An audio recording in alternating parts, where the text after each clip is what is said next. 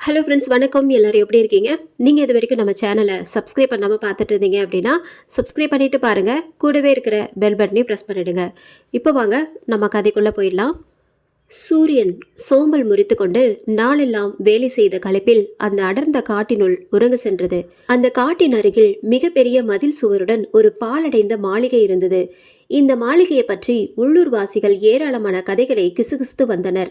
ஆனால் யாரும் உள்ளே நுழையவில்லை. அது ஒரு நிலவு இல்லாத இரவு. 2 வெளிச்ச புள்ளிகள் அந்த காட்டை நோக்கி வந்து கொண்டிருந்தன. நெருங்கி வர வர அந்த புள்ளிகள் பெரியதாகி அது ஒரு சொகுசு காராக மாறியது. டேய், நீங்க சொல்றது நிஜம்தானா? இந்த காட்டுல வேட்டையாடுவதற்கு எந்த தடையும் இருக்காதே என்று கேட்டபடியே காரை திருப்பினான் ரமேஷ். இல்ல மச்சான், நான் நல்லா கேட்டுட்டேன். இந்த காட்டில் ஏதோ அமானுஷம் இருக்கான். அதனால பக்கத்து ஊருக்காரங்களே இதுக்குள்ள வரமாட்டாங்க என்றான் முரளி. அப்போ இன்னைக்கு நமக்கு சரியான வேட்டைதான் என்று இருவரையும் பார்த்து சிரித்தான் ரவி. 3 நண்பர்களும் சென்னையில் உள்ள மென்பொருள் நிறுவனத்தில் அதிகாரிகளாக பணியாற்றி வருகிறார்கள். இந்த விடுமுறையை வித்தியாசமாக கழிப்பதற்காக மேகமலை காடுகளில் அருகில் உள்ள கொத்திவனத்தில் வேட்டையாடுவதற்காக போய்கொண்டு இருக்கிறார்கள். என்னடா இவ்ளோ இருட்டா இருக்கு? நாம எதிர்பார்த்ததை விட இந்த காடு ரொம்ப பயங்கரமா இருக்கு. நண்பர்கள் மூவரும் காரில் இருந்து இறங்கி வேட்டையாடுவதற்காக கொண்டு வந்த ஏர் ரைஃபிளரை எடுத்துக்கொண்டு முன்னேறினார்கள். அப்பொழுது ஒரு மெலிதான குரல் அவர்கள் பெயரை சொல்லி அழைத்தது. மூவருக்கும் முதுகுத்தண்டு நடுவில் பனிக்காற்று சில்லென்று உறைந்து சென்றது. டேய், நம்ம பெயரை சொல்லி யாரோ கூப்பிடுற மாதிரி இருக்குல்ல? ஆமாண்டா, அந்த பக்கம்தான் அந்த சத்தம் வந்த மாதிரி இருக்கு. வாங்க போய் பார்க்கலாம். மூவரும் ஆளுக்கு ஒரு டார்ச் லைட்டை எடுத்துக்கொண்டு அந்த சத்தம் வந்த திசையை நோக்கி சென்றனர். மெல்லியதான ஒளி அந்த மரத்துக்கு பின்னால் இருந்து வந்து கொண்டிருந்தது. அந்த மரத்தை நெருங்கும் பொழுது கும் என்று மகிழம்பூ வாசனை மூக்கை துளைத்தது. மூவரும் மனதுக்குள் இருந்து பயத்தை மறைத்து கொண்டு அந்த மரத்துக்கு அருகில் சென்றனர். மரத்தின் பின்னால் கேட்டுக்கொண்டிருந்த ஒளி இவர்கள் சென்றவுடன் சட்டென்று நின்றுவிட்டது. என்னடா, சத்தத்தையே காணோம். மூவரும் மரத்தின் பின்னால் சென்று பார்த்த பொழுது அங்கு இவர்கள் பெயர் எழுதப்பட்டு 3 மந்திர கோலங்கள் போடப்பட்டிருந்தது. ஜல் ஜல் என கொலுசின் ஓசை அவர்கள் அருகில் கேட்டது. மூவரும் பயத்துடன் திரும்பி பார்க்கும் பொழுது வெள்ளை உருவத்துடன் மல்லிகை பூ சூட்டி ஒரு பெண் உருவம் அவர்களை நோக்கி கைகள் நீட்டியபடியே வந்து கொண்டிருந்தது. மூவருக்கும் இருதயம் நின்று விட்டதை போல் உணர்ந்தனர். அருகில் வந்த பெண் உருவம் மூவரையும் பார்த்து பயங்கரமாக சிரித்தது. என்னடா, பயந்துட்டீங்களா என்று கேட்டபடியே வந்தாள் நிஷா. அடி பாவி, நீதானா? கொஞ்ச நேரத்துக்கு எங்க உயிர் எங்க கையிலே இல்லை. நீங்க என்னை விட்டுட்டு வந்தீங்கல்ல, நாங்க சும்மா எப்படி இருப்போம்? அதனாலதான் இந்த டிராமா என்றபடி வந்தால் நீனா. அலுவலகத்தில் இந்த 5 பேரையும் பஞ்சபாண்டவர்கள் என்று அழைப்பார்கள். எந்த ஒரு வேலையை செய்தாலும் இந்த 5 பேரும் ஒன்றாகவே செய்வார்கள். நாங்க எல்லாரும் பேச்சுலர் பார்ட்டிக்காக வந்திருக்கோம். நீங்க எப்படி எங்களோட சேர்ந்து வர முடியும்? அதனால தான் உங்களை விட்டுட்டு வந்துட்டோம். அது சரி, எங்க போனாலும் நம்ம 5 பேரும் ஒன்னா இருக்கணும்னு தானே நம்ம கண்டிஷன் என்றாள் நிஷா. சரி வா, நம்ம வேட்டையை தொடங்கலாம் என்றான் ரவி. 5வரும் கையில் டார்ச் லைட்டை எடுத்துக்கொண்டு காட்டுக்குள் நுழைந்தனர். புதரின் அருகில் இருந்து சலசலப்பு சத்தம் கேட்டது. அனைவரும் டார்ச் லைட்டை புதரின் பக்கம் திருப்பினார்கள். புதரை விலக்கி கொண்டு அழகான கொம்புகளுடன் ஒரு மான் வெளியே வந்தது. டேய், மான சுடாதீங்கடா, அப்புறம் நம்மள ஃபாரஸ்ட் டிபார்ட்மெண்ட் பிடிச்சிருவாங்க. இதில் தாண்டா கிக்கே இருக்கு. நீ சும்மா இரு, அப்படியே ஓரமா போய் நில்லு என்றான் ரவி. அந்த மான் இவர்களை வெறித்து பார்த்து அசையாமல் நின்றது. என்னடா, மனுஷங்களை பார்த்தா மான் பயப்படும், இது பயப்படாம நம்மளையே பார்க்குது. ரவி, அங்கே பாரு, மானின் கொம்புல இருந்து ஏதோ வலியுது. 5 பேரும் மெதுவாக மானின் அருகில் வந்தனர். அவர்களை பார்த்து பயந்து ஓடாமல் மான் அங்கேயே நின்றது. அருகில் வந்து பார்த்தபோது மானின் கொம்பிலிருந்து ரத்தம் வழிந்து கொண்டிருந்தது. இந்த மானுக்கு எங்கே அடிபட்டு இருக்குடா, அதுல இருந்துதான் ரத்தம் வருதுன்னு நினைக்கிறேன்.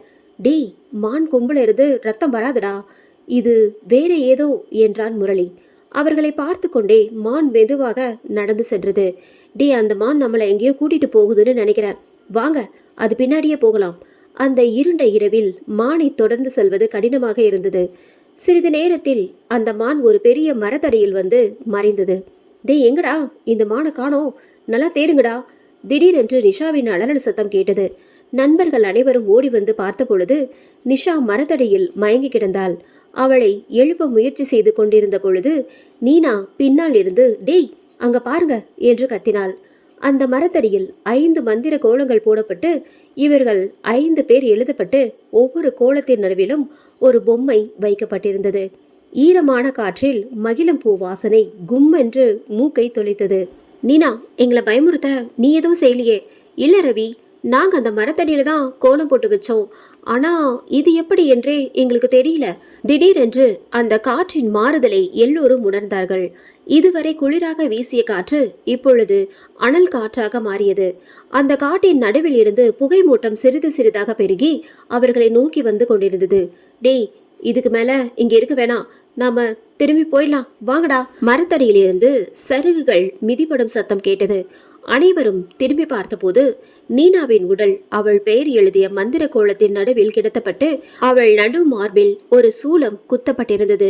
தொலைவில் ஒரு மெல்லிய குரல் அவர்கள் பெயரை சொல்லி அழைத்தது. நீனாவின் உடலை பார்த்து அனைவரும் திகைத்து நின்றார்கள். வெறித்த கண்களுடன் நீனாவின் உடல் அந்த கோலத்தில் அடங்கி இருந்தது. இதுக்கு மேல இங்க இருக்க வேண்டாம், நம்ம எல்லாரும் இங்கிருந்து உடனே கிளம்பி போகலாம் என்றான் ரவி. நம்ம எங்கேயும் போக போறது கிடையாது. நீனாவை கொன்றவனை தேடி பிடித்து அவனை என் கையால கொல்லும் வர இந்த காட்டை விட்டு போக மாட்டேன் என்றான் ரமேஷ். எது நடந்தாலும் நம்ம எல்லாரும் சேர்ந்திருப்போம், வாங்க அந்த கொலைகாரனை தேடி கண்டுபிடிக்கலாம்.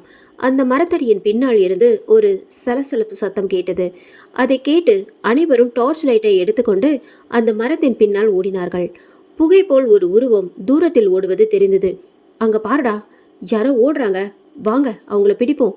நண்பர்கள் அனைவரும் அந்த வெள்ளை உருவத்தை தேடி ஓடினார்கள். போக போக காடு மிகவும் அடர்த்தியாக இருந்தது. ஒரு கட்டத்தில் அவர்களால் அந்த காட்டுக்குள் செல்ல முடியவில்லை. நம்ம எல்லாரும் இங்கேயே இன்னைக்கு இரவை கழிக்க வேண்டியதுதான்.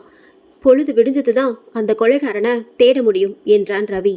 அனைவருக்கும் அது சரியான முடிவாகப்பட்டது. ஒரு பெரிய மரத்தின் அடியில் தங்குவதற்கான ஏற்பாடுகளை செய்தார்கள். ஒருவர் பின் ஒருவராக ஆழ்ந்த உறக்கத்திற்குள் சென்று கொண்டிருந்தார்கள். அதுவரை தென்றலாக வீசிய காற்று முற்றிலும் நின்றுவிட்டது. மகிழம்பூ வாசனை நாசியில் துளைக்க தொடங்கியது. காட்டின் மத்தியில் இருந்து பனி போல ஒரு புகை எழும்பி இவர்களை நோக்கி வந்து கொண்டிருந்தது. ரவியின் கையில் இருந்த கடிகாரம் 12 முறை கூவியது. தூங்கிக் கொண்டிருந்த ரவியை யாரோ தொட்டு எழுப்பியது போல இருந்தது. ரவி கண் விழித்து பார்த்தபோது அனைவரும் உறங்கிக் கொண்டிருந்தார்கள். தூரத்தில் ஒரு பெண்ணின் உருவம் அவனை பெயரை சொல்லி அழைத்தது. மெல்ல மெல்ல ரவி அந்த உருவத்தின் அருகில் சென்றான். கையில் இருந்த டார்ச் லைட்டை வைத்து அந்த உருவத்தின் முகத்தில் அடித்தான் ரவி. ஒரு நொடி அவன் ரத்தம் உறைந்து போனது. அங்கே நின்று இருந்தது நீனா. ரவி, இங்கிருந்து நீங்க சீக்கிரம் போயிடுங்க, இல்லைனா என்னை கொண்ட மாதிரி உங்களையும் கொன்றுவா அந்த உருவம் என்று பேசியது. உன்னை யார் கொன்னாக நீனா? அவ உனக்காக இங்க காத்துட்டு இருக்கா, உடனே கிளம்புங்க, இல்லை என்றால் அவள் கையால் நீங்களும் கொல்லப்படுவீர்கள் என்றாள் நீனா. ரவி அவளை நெருங்கி வந்து பார்த்தான். அப்பொழுது திடீரென நீனாவின் பின்னால் இருந்து 4 கைகள் நீண்டு ரவியின் கழுத்தை பிடித்தது. ரவியின் உடல் மூச்சு காற்று கிடைக்காமல் சிறிது சிறிதாக அடங்கியது. திடுக்கிட்டு எழுந்தான் ரவி. அட, இவ்வளோ நேரம் நாம கண்டது கனவா? நிஜ மாதிரியே இருந்துச்சே என்று நினைத்தான் ரவி. மற்றவர்களை எழுப்பி நம் கனவில் தெரிந்ததை சொல்லலாம் என்று எண்ணினான் ரவி. தூரத்தில் தெரிந்த பனிமூட்டம் அவர்களை நெருங்கி வந்தது. அந்த பனிமூட்டம் நெருங்கி வர வர ரவியை தவிர மற்றவர்கள் அனைவரும் காற்றில் மிதக்க ஆரம்பித்தார்கள். ரவிக்கு உள்ளுக்குள் வியர்த்து கொட்டியது. ஒரு வழியாக சமாளித்து கொண்டு ரமேஷின் கையை பிடித்தான். பனிக்கட்டியை தொட்டது போல ரமேஷின் உடல் சில்லிட்டு போய் இருந்தது. ரமேஷின் உடல் காற்றில் மிதந்து கொண்டே காட்டின் நடுவில் உள்ள மயானம் நோக்கி சென்றது. அந்த இரவின் அமைதியை கிழித்து கொண்டு மந்திர உச்சரிப்பு ஒலி கேட்டது. தூரத்தில் நெருப்பு எரியும் ஒளி தெரிந்தது. யாரும் இல்லாத இந்த காட்டில் எப்படி நெருப்பு எரிகிறது என்று வியந்து கொண்டே அந்த நெருப்பை நோக்கி சென்றான் ரவி. அந்த நெருப்பை நெருங்க நெருங்க அது ஒரு மயான பூமி என்பது புரிந்தது. அந்த மயானத்தின் நடுவில் ரமேஷ் நின்று கொண்டிருந்தான். மெதுவாக அவனை நெருங்கி, ரமேஷ், இங்க என்ன பண்ற? நீனா என்னை கூட்டிட்டு வந்தா என்றான் ரமேஷ். என்னடா சொல்ற? அவ இருந்தது தான் நம்ம எல்லோரும் பார்த்தோமே. ஆமாண்டா, ஆனா என்னை அவதான் கையை பிடிச்சு கூட்டிட்டு வந்தா. என்கிட்ட ஏதோ முக்கியமான விஷயம் சொல்லணுமா? நெருப்பின் அருகில் இருந்து நீனாவின் உருவம் காற்றில் மிதந்து அவர்களை நோக்கி வந்தது. அப்பொழுது அவர்கள் பின்னால் இருந்து அவர்கள் பெயரை யாரோ மெதுவாக கூப்பிடுவது போல் இருந்தது. அந்த குரல் யாருடையது என்று இருவரும் திரும்பி பார்த்தார்கள். அங்கே யாருமே இல்லை. ஆனால் அந்த குரல் அவர்களுடைய காதுகளில் தெளிவாக ஒலித்தது. உங்க உயிர் போக போகுது, உண்மையை காண்பீர்கள். ரவி, ரமேஷ் இருவரும் ஒருவரையொருவர் பார்த்து கொண்டு நடுங்கினார்கள். அந்த குரல் வந்த திசையை நோக்கி நடந்து சென்றார்கள். மெதுவாக காட்டு ஈரல் கெட்டியாகி மரங்களுக்குள் இருந்து சிவப்பு நிற கண்கள் தெரிந்தது. அது மனித கண்கள் அல்ல, அதே நேரம் விலங்குகளின் கண்கள் போலவும் இல்லை. இங்கிருந்து போவோமா? ரவி துடிதுடித்த குரலில் கேட்டான். இல்ல, நம்ம போகக்கூடாது, இங்கே ஏதோ காத்திருக்கிறது என்றான். மரங்களின் நடுவே ஒரு கல்லறை சிதறி போயிருந்தது. அந்த கல்லறையின் மீது நீனா என்று பெயர் எழுதப்பட்டிருந்தது. என்னடா இது, இங்க அவளை முன்னாடியே அடக்கம் பண்ணியிருக்காங்க போல. ரவி அதிர்ச்சியடைந்தான். ஆனால் கல்லறையில் தேதியை பார்த்ததும் இருவரும் பதறினார்கள். அந்த தேதியில் நாளைக்கு பிறகு என்று எழுதப்பட்டிருந்தது. இது எப்படி சாத்தியம்? இன்னும் நாள் வரவே இல்லை. ஆனா கல்லறை ரெடியா இருக்கு. ரமேஷ் தலையை கையால் பிடித்தான். அந்த சமயத்தில் கல்லறை மேல் ஒரு கருப்பு காகம் வந்து உட்கார்ந்து, அவள் உயிரோடு இல்லை, ஆனா அவள் ஆன்மா இங்கே காத்திருக்குது என்று மனித குரலில் பேசியது. திடீரென நீனா அவர்களது முன்னால் தோன்றினாள். ஆனால் இப்போ அவள் வழக்கம் போல இல்லை. கண்களில் முழுக்க சிவப்பு, கைகளில் சங்கிலி. நான் கொல்லப்படவில்லை, நான் ஏமாற்றப்பட்டேன். எனக்கு பழி வாங்கியே தீரணும், இல்லையென்றால் உங்க உயிர் காற்றில் பறந்து போகும். அவள் கர்ஜித்தாள். யார் உன்னை ஏமாற்றினார்? ரவி கேட்டான். அவள் திடீரென காட்டின் ஆழத்துக்கு கையை நீட்டி காட்டினாள். அந்த திசையில் ஒரு பழைய சாமியாரின் சன்னதி தெரிந்தது. அங்கே சிவப்பு தீ எரிந்து கொண்டே இருந்தது. அவன்தான்.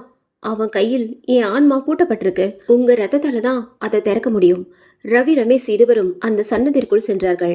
உள்ளே எலும்புகளால் கட்டப்பட்ட ஒரு சிங்காசனம் இருந்தது. அதன் மேல் கருப்பு ஆடையுடன் ஒரு சாமியார் கண்களை மூடி அமர்ந்திருந்தார்.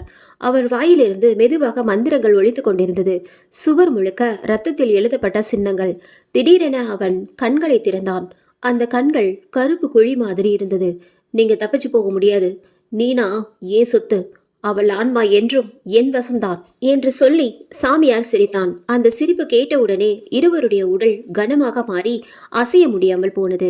அந்த நேரத்தில் நீனா காற்றில் மிதந்து வந்து ரவியின் காதில் கிசுகிசுத்தாள்.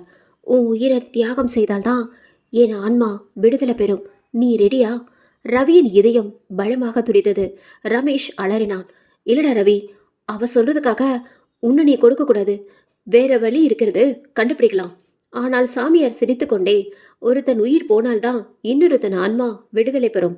அதுதான் இந்த காட்டின் விதி என்று முழங்கினான். அந்த இரவில் யார் உயிர் பிழைப்பார், யார் தியாகம் செய்வார்? ரவியினுடைய கால்கள் உறைந்த பாறை போல அசையாமல் நின்று கொண்டிருந்தன. அவன் சுவாசம் சீராக வரவில்லை. அவன் அருகில் இருந்த ரமேஷுக்கும் அதே நிலைதான். இருவரின் கண்களும் அந்த கருப்பு ஆடையணிந்த சாமியார் மீது பதிந்திருந்தது.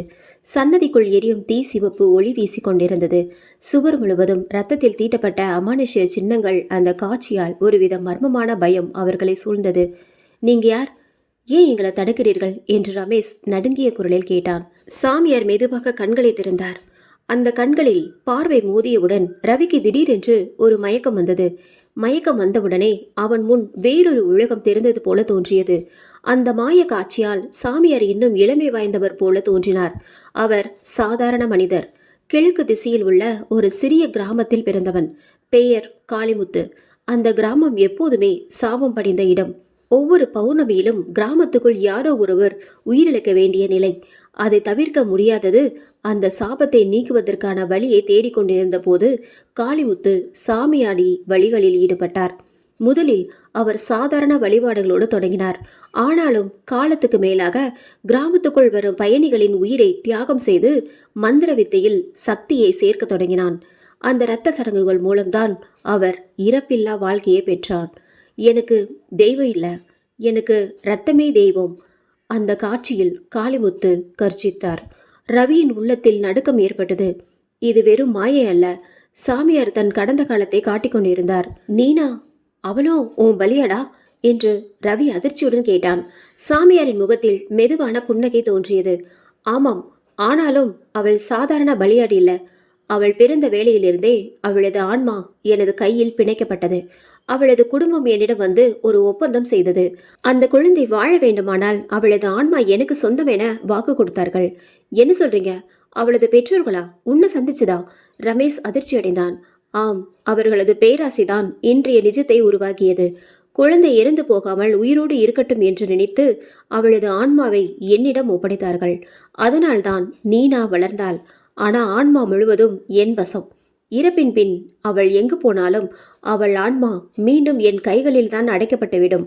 ரவி இதை கேட்டதும் தன்னுடைய உள்ளம் சிதறியது போல உணர்ந்தான். நீனா அவர்கள் பள்ளி பருவம் முதல் நல்ல ஒரு தோழி. அவளை சாமியாரின் வலைக்குள் சிக்கியவளாக கற்பனை செய்வதே கொடுமை. அந்த நேரத்தில் சன்னதியின் சுவர் முழுக்க ஒரு ஒளி எழுந்தது. அது பெண்ணின் அலறல் குரல். எங்களை விடுவியுங்கள், எங்கள் ஆன்மாக்களை விடுவியுங்கள் என்று ஒலித்தது. ரவியும் ரமேஷும் நடுங்கி கொண்டு சுவரை நோக்கி நடந்தனர். இரத்தத்தில் எழுதப்பட்ட சின்னங்கள் மெதுவாக நகர்ந்தன. அவை வாய் பேசி அழுதது போல தோன்றின. சாமியார் சிரித்தார். அவள் மட்டும் இல்லை, பலர் இங்கே சிக்கியிருக்காங்க. ஒவ்வொரு ஆன்மாவும் எனக்கான சக்தியின் மூலாதாரம். நீனா அவனோடு சேர்ந்து உங்களை இங்கே கொண்டு வந்தது. ஏனெனில் அவள் ஆன்மா தனிமையில் துடித்து கொண்டிருந்தது. அவளுக்கு தேவை பழிவாங்குதல்.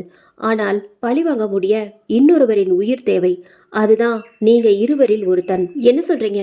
எங்களை அவ உயிர் பிழைக்க பயன்படுத்துறாளா? ரமேஷ் சத்தமாக கேட்டான். உங்கள் நட்பு, உங்கள் பாசம் எல்லாம் பயனற்றது.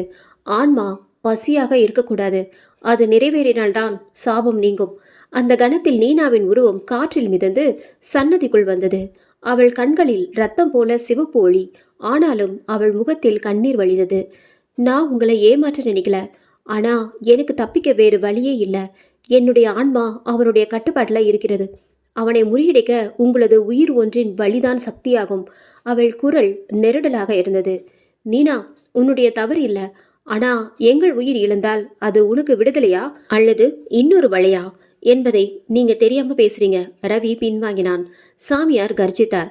போதும், இந்த காட்டின் விதி ஒருபோதும் மாறாது. ரத்தம் சிந்த வேண்டும். அந்த ரத்தம்தான் கதவை திறக்கும். இல்லை என்றால் உங்க ஆன்மா கூட எப்போதும் இங்கேயே சிக்கிவிடும். அந்த நேரத்தில் தீ மெதுவாக அதிகரித்தது. சன்னதிக்குள் மயான சுவாசம் போல குளிர்ந்த காற்று வீசியது. சுவர் முழுக்க மாயமான நிழல்கள் நடனமாடின. ஒவ்வொரு நிழலும் ஒரு ஆன்மாவின் குரலாக கூவியது. ரவி ரமேஷ் ஒருவரின் கையை ஒருவர் பிடித்து கொண்டனர். அவர்கள் கண்கள் ஒரே சிந்தனைக்குள் மூழ்கியது. இங்கிருந்து உயிரோடு தப்பிக்க முடியுமா அல்லது அவர்கள் ஒருவரின் உயிர் தியாகம் செய்ய வேண்டுமா? சன்னதிக்குள் காற்றின் ஒளி கர்ஜிப்பது போல கேட்கத் தொடங்கியது. எரியும் தீ ஒளி சற்று சுண்டியவுடன் சுவர் முழுக்க பாய்ந்திருந்த நிழல்கள் திடீரென உயிர் பெற்று நகர்ந்தன. ரவியும் ரமேஷும் அதிர்ச்சியில் நின்று கொண்டிருந்தார்கள். நீங்க இருவரும் ஒன்றாக இருந்தால் என்னை வெல்ல முடியாது. ஆனால் உங்களை பிரித்துவிட்டால் உங்களுக்குள் ஒருவன் எனக்குள் கைப்பற்ற எளிதாகிவிடும் என்று சாமியார் சிரித்தபடி கையை உயர்த்தினான். அந்த கையை உயர்த்தியவுடன் சன்னதிக்குள் பளிச் பளிச்சென பிளந்த ஒளி எழுந்தது. இருவரின் காலடியில் இருந்த தரை திடீரென பிளந்து அவர்கள் வெவ்வேறு திசையில் இழுக்கப்பட்டார்கள். ரவி ஒரு பக்கம் விழுந்தான், ரமேஷ் இன்னொரு பக்கம். ரவி விழுந்த இடம் முழுக்க இருள் சூழ்ந்திருந்தது. எந்த தீ ஒளியும் இல்லை. காற்று கூட அங்கே நின்றது போல தன் உடம்பை கை கொண்டு தடவினான். எந்த காயமும் இல்லை. ஆனால் சுற்றிலும் ஒரே அமைதி. ரமேஷ், நீனா, யாராவது இருக்கீங்களா என்று கத்தினான். அவன் குரல் வெறுமையான குகைக்குள் மோதியது போல திருப்பி கேட்கப்பட்டது. சிறிது நேரத்தில் அந்த அமைதியை கிழித்து கொண்டு ஒரு மென்மையான சிரிப்பு கேட்டது.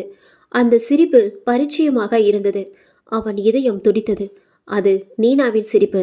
மெல்ல அந்த சிரிப்பு குரலாக மாறியது. ரவி, என்னையே விட்டுட்ட. நீயே எனக்கு துணை நின்றுக்கணும் இல்லையா? ரவி தடுமாறினான். நீனா, அது உன் குரலா? நீ எங்க இருக்க? அந்த குரல் பின்புறம் கேட்க திரும்பி பார்த்தான். இருளிலிருந்து மெதுவாக ஒரு உருவம் வெளியே வந்தது. வெண்மையான ஆடை, ஆனால் முகத்தில் இரத்த காயம். கண்ணீர் கலந்த புன்னகையுடன், நீனா, நீங்க எல்லாரும் என்னை காப்பாற்றணும்னு சொன்னீங்க. ஆனா நான் எப்படி இப்படியான? ஏன் ரவி, என்ன தவறு பண்ண? ரவி முன்னேறி பார்த்தான். அவன் கண்களில் நீர் வந்தது. நீனா, நாங்க உன்னை ஏமாற்றல. நாங்க கூட தெரியாம இந்த வலைக்குள் விழுந்துட்டோம். நீ ஒன்றும் தவறு பண்ணல. அந்த சமயத்தில் நீனாவின் உருவம் திடீரென மாறியது. புன்னகை கரைந்து முகத்தில் சதை உரிந்து எலும்புகள் மட்டும் தெரிந்தது. குரல் கர்ஜனையாக மாறியது. அது பொய். நீங்க எல்லாம் என்னை விட்டுட்டீங்க. நீதான் முதல் பலி. அவள் எலும்பு கைகளை கொண்டு ரவியின் கழுத்தை நெருக்க முயன்றாள். ரவி வியர்த்து குலுங்கினான். அவன் குரல் அடங்கிக் கொண்டிருந்தது. ஆனால் அடுத்த நொடி அவன் கண்முன் காட்சி முறிந்தது. அவன் தனியாக குகையின் நடுவில் நின்றிருந்தான். மூச்சை இழுத்து கொண்டான். அது மாயே. ஆனாலும் அவனுடைய மனதை சிதைத்து விட்டது. இந்த நேரத்தில் ரமேஷ் விழுந்த இடம் வெறும் காட்டின் இன்னொரு பகுதி. ஆனால் இங்கு நிலவு சிவப்பாக காட்சியளித்தது.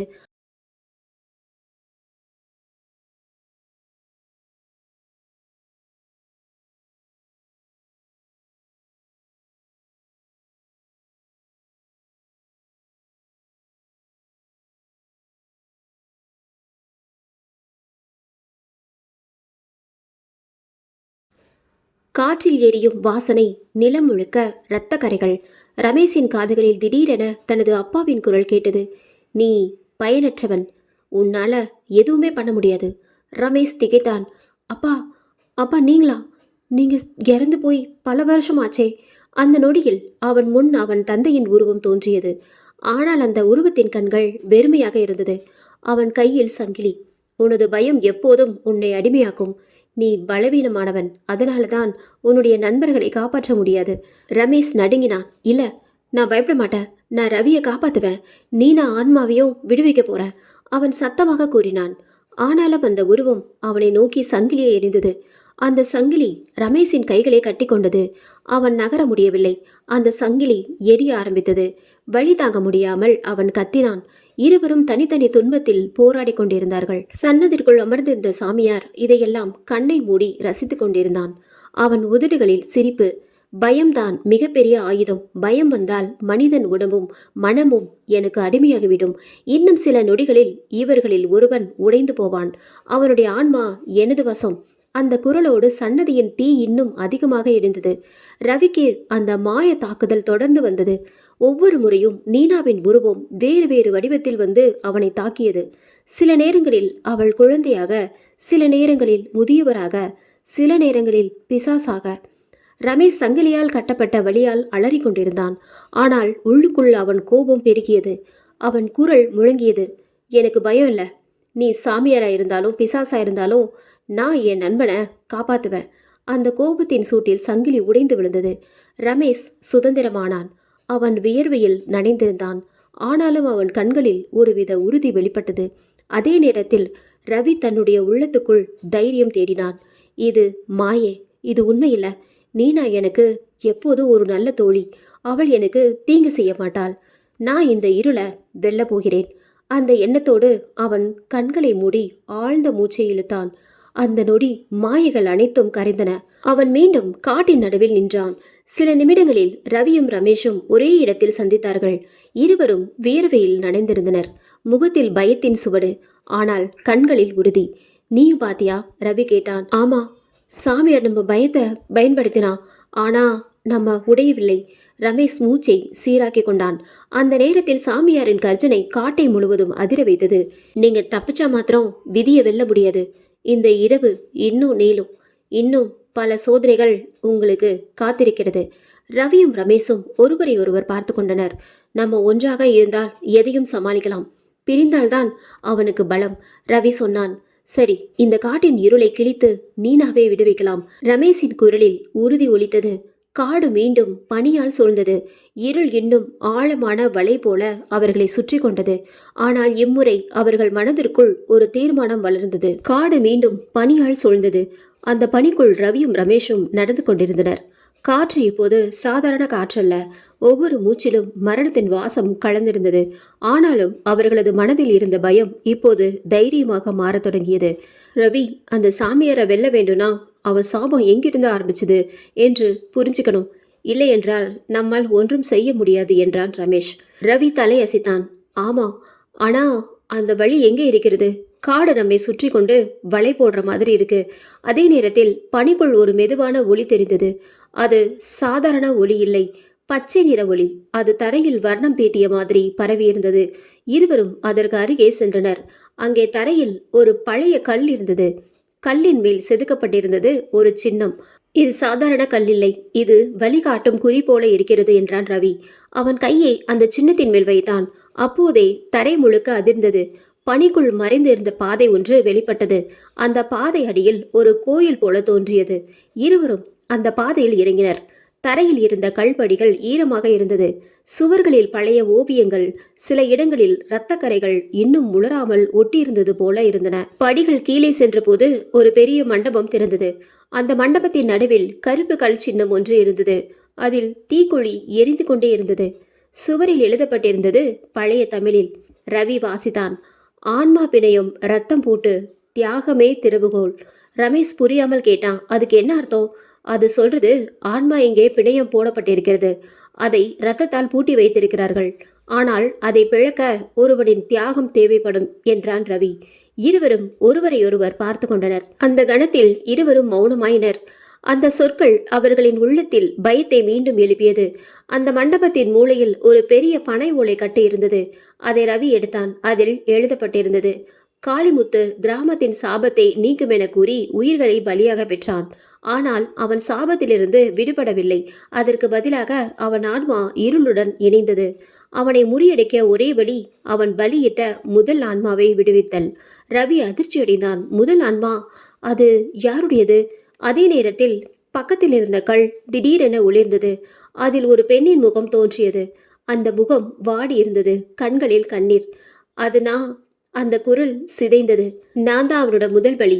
நான் இன்னும் இங்கே சிக்கியிருக்கேன். எனக்கு விடுதலை கொடுத்தால்தான் சாமியாரின் சக்தி உடையும். ரமேஷ் வியந்து கேட்டான். அப்போ நீனா? அவள் ஆன்மாவும் சிக்கியிருக்கு இல்லையா? அந்த உருவம் சொன்னது. ஆமா, ஆனால் நீனா தனக்கென்று ஒரு விதியை சந்திக்கிறாள். அவள் ஆன்மா என்னுடன் பிணையப்பட்டிருப்பதால் தான் உங்களை இங்கே கொண்டு வந்துள்ளாள். ஆனால் எனது சங்கிலி முறியடித்தாள். அவளும் விடுதலை பெறுவாள். அந்த குரல் கேட்டவுடனே மண்டபம் முழுக்க அதிர்ச்சி எழுந்தது. சுவர் முழுக்க ரத்தம் சொட்டியது. தீக்குழியில் இருந்து கருப்பு புகை எழுந்தது.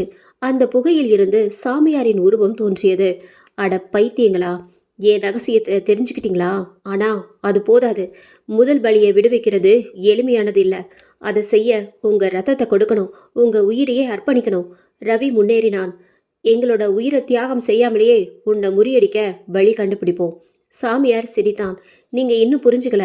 இந்த காடு உயிரோடு இருக்கும் யாரையுமே விடாது. ரத்தமோ தியாகமோ அதுதான் விதி. அவன் கையை உயர்த்தியவுடன் மண்டபத்தின் தரையில் இருந்து எலும்பு கைகள் எழுந்தன. அவை இருவரின் கால்களையும் பிடித்து நெருங்கின. ரவியும் ரமேஷும் போராடினார்கள். ஆனாலும் கைகள் பலமாக கசக்கின. அந்த சமயத்தில் பனை ஓலையில் இருந்த எழுத்துக்கள் ஒளிரத் தொடங்கின. எழுத்துக்கள் வெளிச்சமிட்டு சொல்லியது: ஒற்றுமைதான் திறவுகோள். தனிமையில் யாரும் விடுதலை பெறமாட்டார்கள். ரவியும் ரமேஷும் அதை பார்த்தார்கள். அவர்கள் கைகளை ஒன்றாக சேர்ந்தனர். அந்த நொடி எலும்பு கைகள் கரைந்து மறைந்தன. மண்டபத்தின் தீ பளிச்சென ஒளிர்ந்தது. சாமியார் கர்ஜித்தான். இது முடியாது. நீங்க விதியை மாற்ற முடியாது. ஆனால் தரையில் இருந்த முதல் பலியின் உருவம் ஒளிர்ந்தது. அவள் சங்கிலிகள் உடைந்து விழுந்தன. குரல் இனிமையாக மாறியது. நன்றி. என் ஆன்மா இப்போது விடுதலை பெற்றது. அவள் ஒளியாகி காற்றில் கலந்து மறைந்தாள். ரவியும் ரமேஷும் சோர்வாக இருந்தனர். ஆனாலும் அவர்களது மனதில் ஒரு நம்பிக்கை விதைக்கப்பட்டது. அவர்கள் உணர்ந்தார்கள், சாமியாரின் சக்தி தளரத் தொடங்கியது. ஆனால் இன்னும் ஒரு பிணையம் மீதமிருந்தது. அது நீனாவின் ஆன்மா. மயானத்தின் நடுவே கருப்பு சூழல் புயலாக சுழன்றது. அதன் மத்தியில் சாமியாரின் உருவம் உயர்ந்து நின்றது. அவன் முகத்தில் கோபமும் கலந்திருந்தது. கையில் பிடித்திருந்த கத்தியில் சிவப்பு ரத்தம் சொட்டி கொண்டிருந்தது. அது மனிதனின் ரத்தம் அல்ல, ஆன்மாவின் சுரந்த சக்தியை சுரண்டியது போல. நீங்கள் என் காவலனை விடுவித்தீர்களா? அவன் குரல் முழு மயானத்தையும் அதிர செய்தது. உங்களது மிகப்பெரிய தவறு. நீங்கள் விடுவித்த ஒவ்வொரு ஆன்மாவும் எனக்கு திரும்பி சக்தியாக மாறும். இப்ப அந்த சக்தியை கொண்டு நான் என் இரத்த சடங்கினை நிறைவேற்றப் போகிறேன். ரவியும் ரமேஷும் எச்சரிக்கையுடன் ஒருவரை ஒருவர் பார்த்தனர். நீனாவின் ஆன்மா பக்கத்தில் மெதுவாக ஒளிர்ந்தது. கவனமாக இருங்கள். அவன் செய்ய போவது சாதாரண சடங்கு அல்ல. அது முடிந்துவிட்டால் அவன் சாபம் இனி எவராலும் முறியடிக்க முடியாது. சாமியார் தரையை அடித்தான். மயானத்தின் கற்கள் அனைத்தும் துடித்தன. சுடுகாட்டின் கல்லறைகள் உடைந்து அவற்றிலிருந்து கருப்பு புகை எழுந்தது. அந்த புகை வானத்தை நோக்கி சுழன்று மீண்டும் அவன் கையில் இருந்த கத்தியின் மீது விழுந்தது. அவன் கத்தியை கையில் உயர்த்தி மந்திரம் ஜெபித்தான். தரையில் சிவப்பு வட்டம் உருவானது. வட்டத்தில் 10க்கும் மேற்பட்ட குறியீடுகள். இவை பழைய பிசாசு எழுத்துக்கள். திடீரென்று அந்த வட்டத்தின் மையத்தில் ரவியும் ரமேஷும் சிக்கிக்கொண்டனர். அவர்கள் எவ்வளவு போராடினாலும் கால்கள் அசையவில்லை. சங்கிலி போல சிவப்பு கோடுகள் அவர்களின் கால்களை பிடித்து வெடித்தன. ரவி என்று கத்தினான் ரமேஷ். நாம இங்கிருந்து வெளியேற முடியாது போல இருக்கே. சாமியார் சிரித்தான். இதுதான் என் இரத்த சடங்கு. உங்களது உடல்களில் ஓடும் இரத்தமே எனக்கு தேவையான பூட்டு. நீனாவின் ஆன்மா வட்டத்தின் வெளியே ஒளிர்ந்தது. இல்ல, அவனுடைய சடங்கை நிறுத்த ஒரே வழி உண்டு. அவன் கத்திதான் அவன் சக்தியின் மூலக்கோடு. அதை உடைத்தால் அவனுடைய சடங்கு முறிந்து விடும். ரவி மூச்சை நிறுத்தி கொண்டான். ஆனா நம்ம கை கால்கள் கட்டப்பட்டிருக்கே, எப்படி அந்த கத்தியை அடைவது? நீங்க ஒன்றிணைந்த மனசோட முயற்சி செய்யணும். பயமோ சந்தேகமோ இருந்தால் உங்களால முடியாது என்று சொன்னாள் நீனா. சாமியார் வட்டத்தின் வெளியில் மந்திரத்தை தொடர்ந்தான். அவன் கத்தியின் ஒளி அதிகரித்தது. தரையில் இருந்த குறியீடுகள் தீயாக எரிந்தன. அந்த தீ ரவியையும் ரமேஷையும் சூழ்ந்து அவர்கள் உயிரை சுரப்பது போல உணர வைத்தது. ரவி, நம்ம உடம்புல உள்ள ரத்தம் இழுக்கப்படுற மாதிரி இருக்கு என்று வலியோடு சொன்னான் ரமேஷ். ரவி தன் பற்களை கடித்து கொண்டான். இது நம்மை முடிச்சுவிட போகுது. நம்ம தைரியம்தான் ஒரே ஆயுதம். அவன் கண்களை மூடி மனதை ஒருமுகப்படுத்தினான். அவன் நினைத்தான், நீனாவின் முகம், அவள் கண்ணீர், அவள் சொன்ன வார்த்தைகள், ஒற்றுமைதான் திறவுகோல். அந்த கணம் ரமேஷும் அவனது கையை பிடித்தான். இருவரின் உள்ளத்தில் இருந்த சக்தி ஒன்றிணைந்தது. அவர்கள் ஒன்றிணைந்தவுடன் சிவப்பு சங்கிலிகள் மெதுவாக தளர்ந்தன. அந்த நொடி ரவி திடீரென தன் உடலை சுழற்றி சாமியாரின் பக்கம் பாய்ந்தான். அவனது கையை வலுக்கட்டாயமாக முன்னேற செய்தது ரமேஷின் ஆதரவு. சாமியார் அதிர்ச்சியடைந்தான். இது முடியாது. என் சடங்க முறியடிக்க உங்களுக்கு சக்தி போதாது. ஆனால் ரவியின் கைகள் கத்தியை தொட்டன. அதே நேரத்தில் நீனாவின் ஆன்மா பளிச்சென ஒளிர்ந்து கத்தியின் மீது விழுந்தது. கத்தியில் இருந்த சிவப்பு ஒளி திடீரென வெடித்து பரவியது. ஆ என்று கத்தினான் சாமியார். அவன் கைகள் எரிந்தன. முகத்தில் ரத்தம் பொங்கி வழிந்தது. அவன் உடல் கருப்பு புகையாய் சிதறத் தொடங்கியது. இது முடியாது, நான் நித்தியன், நான் அழிய மாட்டேன் என்று கத்தினான். ஆனால் கத்தி சிதறி அதன் துண்டுகள் மண்ணில் விழுந்தன. ஒவ்வொரு துண்டும் தீப்பொறியாக மாறி கரைந்தது. தரையில் இருந்த வட்டமும் மெதுவாக அணைந்தது. ரவியும் ரமேஷும் தரையில் விழுந்து மூச்சை இழுத்து கொண்டனர். நீனாவின் ஆன்மா மெதுவாக அவர்கள் முன்னால் தோன்றியது. நீங்கள் அவன் சடங்கை முறியடித்தீர்கள். அவன் சக்தி பெரியதாக குறைந்துவிட்டது. ஆனால் இன்னும் அவன் முழுமையாக அழியவில்லை. அவன் ஆன்மா இன்னும் இந்த மயானத்தில் பிணைக்கப்பட்டிருக்கிறது. ரமேஷ் திடீரென எழுந்தான். அப்போ அடுத்தது என்ன? எப்படி அவன் ஆன்மாவை முற்றிலும் உடைக்க முடியும்? நீனா சிரித்தாள். ஆனால் அந்த சிரிப்பில் வலி இருந்தது. அதற்கு உங்களிலிருந்து ஒருவன் இறுதி தியாகம் செய்ய வேண்டியிருக்கும். அந்த தியாகம்தான் சாமியாரின் ஆன்மாவை முற்றிலும் அளிக்கும் திறவுகோல். ரவி சற்று திகைத்தான். தியாகமா? அதுவா? அவன் சொன்ன இரத்த பூட்டையே உடைக்கிற ஒரே வழி. நீனா மெதுவாக தலையசித்தான். ஆமா, ஆனா அது உயிரை கொடுக்கிற தியாகம் மட்டும் இருக்க வேண்டியதில்லை. உண்மையான அன்பின் தியாகம்தான் முக்கியம். ரவி ரமேஷும் ஒருவரை ஒருவர் பார்த்தார்கள். அவர்களது உள்ளங்களில் பயமும் குழப்பமும் கலந்திருந்தது. எதை செய்வது, யார் அந்த இறுதி தியாகத்தை செய்வது என்று. சாமியாரின் கரைந்த குரல் இன்னும் பனிக்குள் ஒலித்தது. நீங்கள் என்னை முற்றிலும் அழிக்க முடியாது. உங்களது இரத்தமே என் வழி, உங்களது உயிர்களே என் சக்தி. மயானத்தின் நிலம் மீண்டும் அதிர்ந்தது. தரை முழுவதும் பிளவுகள் திறந்து கருப்பு புகை எழுந்தது. ரவியின் நெஞ்சம் துடித்தது. இப்போதான் உண்மையான முடிவு காத்திருந்தது. நீனாவின் முகத்தில் ஓர் அமானுஷ்ய ஒளி பிரகாசித்தது. அவளின் குரல் பனி போல குளிர்ந்தது. ரவி, உங்களை துரத்தி கொண்டிருப்பது நான் அல்ல. அது இன்னும் இருண்ட தொன்றின் விளையாட்டு. என் உடலை கைப்பற்றிய அந்த சக்தி உங்களையும் உங்களின் உயிரையும் தான் நாடுகிறது. அந்த வார்த்தைகளுடன் சுற்றிலும் இருந்த இருள் அசைந்து பனிமூட்டம் நிழல்களாக உருமாறத் தொடங்கியது. அந்த நிழல்கள் கருப்பு நாகங்கள் போல் அசைந்து மரங்களின் வேர் போல் எல்லா திசைகளிலும் பரவின. ரவியும் ரமேஷும் அச்சத்தோடு ஒருவரின் கண்களை ஒருவர் நோக்கினர். இது என்ன மாயே என்று ரமேஷ் துடிக்கத் தொடங்கினான். நீனாவின் உருவம் மெதுவாக வானில் மிதந்தது. அவள் குரல் நெஞ்சை துளைக்கும் சத்தமாய் ஒலித்தது. சாமியார், அவர்தான் இந்த இருளின் மூல காரணம். உயிரும் மரணமும் இடையே சிக்கி கொண்டு தவிக்கும் ஆன்மாக்களை அவர் கட்டி போட்டுள்ளார். அந்த சங்கிலியை உடைக்காமல் நீங்கள் உயிருடன் இங்கிருந்து வெளியேற முடியாது. அந்த கணத்தில் பனிமூட்ட நிழல்கள் ஒன்று சேர்ந்து ஒரு பெரும் உருவமாக மாறின. அது யாருடைய முகத்தை போல தெரிந்தது என்றால் சாமியாரின் முகம். அவரின் சிரிப்பு காட்டின் அமைதியை கிழித்தெறிந்தது. நீங்க என்ன வெல்ல முடியும் என்று நினைக்கிறீர்களா? இந்த காட்டின் ஒவ்வொரு மரத்திலும் ஒவ்வொரு கல்லிலும் என் சாபத்தின் பிணைப்பு பதிந்திருக்கிறது. நீங்கள் எங்கே சென்றாலும் அது உங்களை தொடர்ந்து துரத்தும். ரவியின் ரத்தம் உறைந்து போனது. ரமேஷ் பக்கத்தில் நின்ற வண்ணம் சாமியாரை நோக்கி முழங்கினான். அப்படியானால் நாம் எப்படி போராடப் போகிறோம்? உன்னை வீழ்த்த என்ன செய்ய வேண்டும்? சாமியார் தீப்பொறி போன்ற கண்களால் அவர்களை நோக்கி எறிந்தான். போராட விரும்புகிறீர்களா? அப்படியானால் உங்களில் ஒருவர்தான் உயிரை அர்ப்பணிக்க வேண்டும். அந்த தியாகத்தின் மூலம் மட்டுமே இந்த சங்கிலி முறியும். காடு முழுவதும் திடீரென அமைதியாகிவிட்டது. காற்று நின்றது. இலைகள் அசையவில்லை. ரவியும் ரமேஷும் ஒரே நேரத்தில் நீண்ட மூச்சு விட்டனர். அவர்கள் ஒருவரின் கண்களில் ஒருவர் பார்த்த அந்த கணம் நட்பின் எல்லையை தாண்டிய உறுதிமொழியை போன்றது. ரமேஷ் மெதுவாக தலையசைத்து தாழ்த்தி புன்னகையுடன் சொன்னான், இது எனக்கான நேர ரவி. நீ உயிருடன் இருக்க வேண்டும். நம்முடைய கனவுகளையும் நீனாவின் உண்மையையும் உலகத்திடம் சொல்ல வேண்டும். அதற்காக என் உயிர் போகும் விலை என்றால் நான் தயார். இல்ல ரமேஷ் என்று ரவி அலறினான். நீதான் என் தம்பி போல. உன்னை விட்டு போய் நான் எப்படி வாழ முடியும்? இந்த சாபம் நம்ம இருவரையும் விழுங்கி கொண்டே போகும். அதற்குள் ஏதாவது வழி கண்டுபிடிக்கலாம். அவர்களின் உரையாடலை சாமியாரின் சிரிப்பு மீண்டும் நெருடியது. நீங்க இன்னும் புரிந்து கொள்ளவில்லை. இந்த காட்டின் விளையாட்டு எப்போதும் தியாகத்தால் தான் முடிகிறது. யார் அந்த தியாகத்தை செய்ய போகிறார்கள் என்பதை முடிவு செய்வது உங்களிடம்தான் உள்ளது. அந்த வார்த்தைகள் வானில் ஒலித்தவுடன் பனிமூட்ட நிழல்கள் சுழன்று இருவரையும் முற்றுகையிட்டன.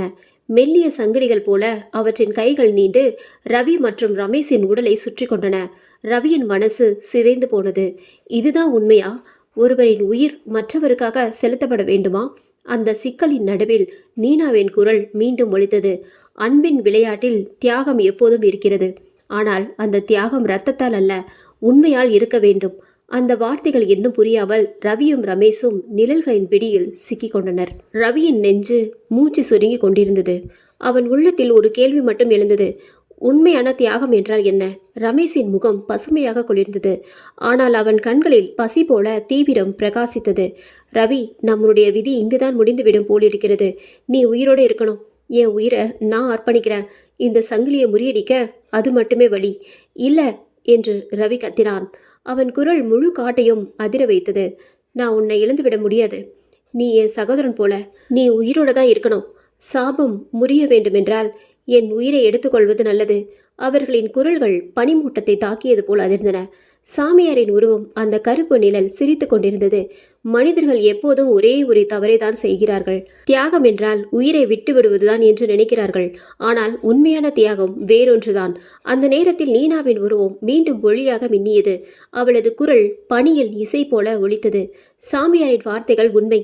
ஆனால் அவர் சொல்வதில் வஞ்சனையும் உள்ளது. ரவி, ரமேஷ், நினைவில் கொள்ளுங்கள். தியாகம் என்பது உயிரை விட்டுவிடுவது அல்ல, அன்புக்காக பற்றுகளை விட்டுவிடுவதே. ரவியும் ரமேஷும் அதிர்ந்து அவளை நோக்கினர். அப்படின்னா என்று ரவி நடுங்கி கேட்டான். நீனா மெதுவாக கையை நீட்டி அவர்களை நோக்கி பேசினாள். நீங்கள் ஒருவரையொருவர் காப்பாற்றிக் கொள்ள வேண்டும் என்ற பிடிவாதத்தை விட்டுவிடுங்கள். உங்களின் பயத்தை, உங்களின் குற்ற உணர்வை விட்டுவிடுங்கள். அதுவே உண்மையான தியாகம். அதற்கு பிறகுதான் இந்த சங்கிலிகள் முறியும். சாமியாரின் சிரிப்பு சற்று தடுக்கிக் கொண்டது. அவன் முகத்தில் கோபம் மின்னியது. மூட நம்பிக்கை, அன்பு, பற்றுகள் இவையெல்லாம் மனிதர்களை பலவீனப்படுத்தும். உண்மையான சக்தி இரத்தத்தில் தான் உள்ளது. ஒருவரின் உயிர் செல்ல வேண்டும். இல்லையெனில் இந்த காட்டில் இருந்து எவரும் தப்ப முடியாது. சொற்கள் வானத்தில் மோதிக்கொண்டன. ரவியின் மனம் குழம்பியது. அவன் கண்களில் ரமேஷை நோக்கி கண்ணீர் வழிந்தது. நாம் ஒருவரையொருவர் விட்டுவிடணுமா? அதுதான் உண்மையான தியாகமா? நம்முடைய நட்பு எப்படி? ரமேஷ் அவனின் கையை பிடித்தான். அவன் குரல் நம்பிக்கையுடன் இருந்தது. ரவி, நம்முடைய நட்பு உயிரோட இருக்கிற அளவுக்கு இல்லை, அது ஆன்மாவில் இருக்கிறது. நாம் பயத்தை விட்டு விடுவோம். நம்முடைய குற்ற உணர்ச்சியையும் சாபத்தையும் துறந்து விடுவோம். அதுவே உண்மையான தியாகம். அந்த வார்த்தைகள் ஒலித்தவுடன் அவர்களின் உடலை சுற்றியிருந்த நிழல் சங்கிலிகள் நடுங்கத் தொடங்கின. சாமியாரின் முகம் சுருங்கியது. இல்ல, இது சாத்தியம் இல்ல என்று அவன் அலறினான். நீங்கள் என் சாபத்தை முறியடிக்க முடியாது. உங்களின் அன்பு பலவீனம், அது உங்களை அழிக்கும். ஆனால் அதே நேரத்தில் ரவி தனது கண்களை மூடி உள்ளத்தின் ஆழத்தில் பிரார்த்தனை செய்தான். நீனா, உன் ஆத்மா சுமந்த துன்பத்தை இன்று நாங்கள் விடுவிக்கிறோம். எங்கள் அன்பும் பயமாக மாறாது. எங்கள் நட்பு சாபமாக மாறாது. ரமேஷும் அந்த குரலுடன் இணைந்தான். சாமியாரே, நீ எவ்வளவு இருள் கொண்டு வந்தாலும் அன்பின் வெளிச்சம் உன்னை சுட்டரிக்கும். அந்த வார்த்தைகள் வானத்தில் ஒலித்தவுடன் பனிமூட்டம் சிதறியது. சங்கிலிகள் உடைந்தன. நிழல்கள் ஒன்றன் பின் ஒன்றாக கரைந்தன. சாமியாரின் உருவம் நடுங்கியது. அந்த சொல் முடியும் முன் அவன் உருவம் சாம்பலாய் பறந்தது. காட்டின் முழு இருளும் மறைந்து நில ஒளி பசுமையாக பரவியது. ரவியும் ரமேஷும் மண்ணில் விழுந்து மூச்சு விட்டனர். அவர்கள் சோர்வடைந்திருந்தாலும் முகத்தில் ஒரு அமைதி பிரகாசித்தது. அந்த கணத்தில் நீனாவின் ஆன்மா உருவம் மெதுவாக நெருங்கியது. அவளது கண்களில் கண்ணீர் ஒளிந்தது. ஆனால் உதடுகளில் புன்னகை. நீங்கள் இருவரும் உண்மையான தியாகத்தை புரிந்து கொண்டீர்கள். உயிரை கொடுப்பதல்ல, பற்றுகளை விடுவிப்பதே விடுதலை. அதனால்தான் சாபம் முறிந்தது. அவளது உருவம் மெதுவாக வானத்தில் கரைந்தது. அவளது குரல் மட்டும் ஒலித்தது. நன்றி. என் ஆன்மா இப்போது சுதந்திரமடைந்தது. அமைதி. காட்டின் முழு சூழலும் சுத்தமாக மாறியது. இலைகள் மெதுவாக அசைந்து காற்றில் சுகமான வாசனை பரவியது. ரவியும் ரமேஷும் ஒருவரின் தோளில் ஒருவர் சாய்ந்து நீண்ட மூச்சு விட்டனர். அவர்கள் போராட்டம் இன்னும் முடிந்துவிடவில்லை என்று தெரிந்தாலும் இப்போது அவர்கள் பயத்திலிருந்து விடுதலை பெற்றிருந்தனர். சங்கிலிகள் முறிந்தபின் வந்த அமைதி புயலின் பின் நிலவும் அமைதியை போல் இருந்தது. ஆனால் அந்த அமைதியில் கூட ரவியின் மனதில் ஓர் அச்சம் அலைமோதி கொண்டிருந்தது. இதுதான் முடிவா? சாமியாரின் சாபம் முறிந்துவிட்டதா? அந்த கேள்வி அவனது உள்ளத்தில் சுழன்று கொண்டிருந்த போதிலும் காட்டின் இருளில் இன்னும் ஏதோ மறைந்திருப்பதை அவன் உணர்ந்தான். ரமேஷும் அதே உணர்வோடு மண்ணில் கையை வைத்தான். அந்த குளிர்ச்சியில் இன்னும் நிழல்களின் சுவடு இருந்தது. இல்ல ரவி, இது முடிவு இல்ல. சாமியார் இன்னும் முற்றிலும் அழிந்து விடவில்லை. அவனது ஆன்மா எங்கோ இந்த காட்டில் இன்னும் உயிருடன் இருக்கிறது. அந்த சொற்கள் இருவரையும் மீண்டும் எச்சரிக்கையுடன் ஆக்கின. அப்போது திடீரென நிலம் அதிர்ந்தது. புல்வெளியின் அடியில் இருந்து கருப்பு புகை பீரிட்டு எழுந்தது. புகை மேகமாக சுழன்று வானத்தையும் கிழித்தெறியும் இருண்ட தூணாக மாறியது. அந்த புகையின் மத்தியில் சாமியாரின் உருவம் மீண்டும் தோன்றியது. ஆனால் இப்போது அவன் முகம் கொதிக்கும் நெருப்பை போல, அவன் கண்களில் மனித தன்மை எதுவும் இல்லை. வெறும் சாபத்தின் தாகம் மட்டும். முடிந்துவிட்டது என்று நினைத்தீர்களா? இல்லை, நான் அழிய மாட்டேன். உங்கள் அன்பு, உங்கள் நட்பு இவையெல்லாம் பலவீனங்கள். மனிதர்கள் தங்களின் பயத்திலிருந்தே பிறந்தவர்கள். அந்த பயம் இருக்கும் வரை நான் அழிய மாட்டேன் என்று அவன் முழங்கினான். சுற்றியிருந்த மரங்கள் சிதறி விழ வானம் இருள் மூடியது. நிலவு மறைந்தது. பறவைகள் கூட பறந்து ஓடின. ரவியும் ரமேஷும் ஒருவரையொருவர் பார்த்தனர். அவர்களின் கண்களில் இப்போது பயம் இல்லை, உறுதியின் ஒளி மட்டும் இருந்தது. ரவி முன்னேறினான். சாமியாரே, நீ எங்கள் பயத்தை கொண்டு வாழ்ந்தாய். ஆனால் இப்போது எங்களுக்கு பயம் இல்லை. நீனாவின் ஆன்மா நம்மை உண்மையான தியாகத்துக்கு வழி நடத்தியது. உன்னுடைய இருள் இப்போது முடிவடைய போகிறது. சாமியார் குரல் கத்தலாக மாறியது. கருப்பு நிழல்கள் பாம்புகளாக மாறி இருவரையும் தாக்கின. ரமேஷ் ஒரு பெரிய மரக்கிளையை எடுத்துக்கொண்டு அந்த நிழல்களை எதிர்த்து நின்றான். அவன் உடலில் பலவீனம் இருந்தாலும் உள்ளத்தில் வீரியம் இருந்தது. வா இருளே, உன்னை எதிர்கொள்ள நாங்கள் தயாராக இருக்கிறோம். அந்த கணத்தில் ரவியின் கண்கள் மின்னின. அவன் கையில் இருந்த மாலையின் வெள்ளி பதக்கம் திடீரென ஒளிர்ந்தது. அந்த ஒளி சூரியனின் கதிர் போல் நிழல்களை துளைத்தது. சாமியார் சற்றே பின்னோக்கி தள்ளப்பட்டான். அந்த ஒளி அது எங்கிருந்து வந்தது என்று அவன் சத்தமிட்டான். ரவி அந்த பதக்கத்தை மார்பில் அழித்து கொண்டான். அது நீனாவின் ஆசிர்வாதம், அன்பின் சின்னம். உன் இருள் எவ்வளவு ஆழமாக இருந்தாலும் இந்த ஒளி அதை சுட்டரிக்கும். ஒளி பரவியது. காட்டில் முழுவதும் வெள்ளை வெளிச்சம் பீரிட்டு பாய்ந்தது. ஒவ்வொரு நிழலும் ஒவ்வொரு இருளும் சாம்பலாக சிதறியது. சாமியார் இறுதியாக அலறினான். இல்லை, மனிதர்களின் அன்பு என்னை வெல்ல முடியாது, முடியாது. ஆனால் அந்த குரல் மெல்ல சிதைந்து புகை போல் கரைந்தது. அனைத்தும் அமைதியானது. நிலவு மீண்டும் தோன்றி காட்டை ஒளியால் பரப்பியது. பறவைகள் மீண்டும் பாடின. மரங்கள் மெதுவாக அசைந்தன. காற்றில் இனிய மனம் பரவியது. ரவியும் ரமேஷும் நிலத்தில் விழுந்து மூச்சு விட்டனர். அவர்கள் சோர்வடைந்திருந்தாலும் முகத்தில் வெற்றியின் ஒளி பிரகாசித்தது. ரவி வானத்தை நோக்கி பார்த்தான். நீனா, உன் ஆன்மா இப்போது சுதந்திரம் அடையட்டும். உன் தியாகம், உன் உண்மை எங்களை காப்பாற்றியது. உன் பெயரை உலகம் மறக்காது. ரமேஷ் மெதுவாக கையை அவன் தோளில் வைத்தான். நம்முடைய பயணம் இன்னும் முடியவில்லை. ஆனால் இன்று நாம் வென்றது நம்மை என்றும் மாற்றிவிடும். அந்த இரவில் அவர்கள் இருவரும் காட்டை விட்டு வெளியேறினர். நிலவொளி வழிகாட்டியது. பின்புறம் இருந்த மயானம் இப்போது பசுமையான புல்வெளியாக மாறியிருந்தது. இருளின் விளையாட்டு முடிந்தது. ஆனால் அந்த நினைவுகள் என்றும் அவர்களின் இதயத்தில் பதிந்து கொண்டன. இந்த நாவல் உங்களுக்கு பிடிச்சிருந்தது அப்படின்னா நம்ம சேனலை மறக்காம சப்ஸ்கிரைப் பண்ணுங்க, லைக் பண்ணுங்க, ஷேர் பண்ணுங்க. நன்றி, வணக்கம்.